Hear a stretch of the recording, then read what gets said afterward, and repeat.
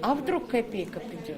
Говорит Назия Голубева, решила попытать удачу и обратиться в пенсионный. А вдруг льготы и ей положены? Мне уже сказали, что вряд ли я получу, потому что у меня всего один ребенок. Ну не получу, но попробовать можно.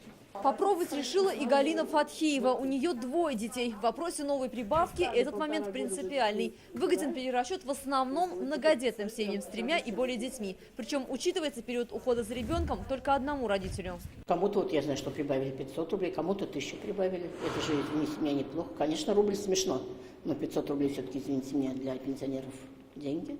Перерасчет может быть выгоден не всем пенсионерам. Но опять-таки в пенсионном фонде напоминают, если сумма пенсии после операции уменьшается, ее просто не будут делать. Обратиться за уточнением могут все. Заявление оформляется в клиентских службах пенсионного фонда по месту жительства. Для подачи заявления при себе необходимо иметь паспорт и свидетельство о рождении всех детей с отметкой о выдаче паспорта. Срок услуги не ограничен. Как правило, самая частая прибавка – это 200 рублей.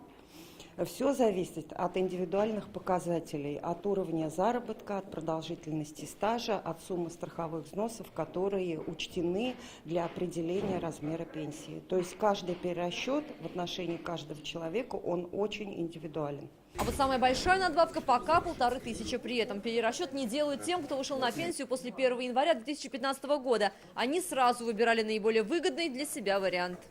Александр Севастьян, Вальмир Залюшев, ТНВ, Казань.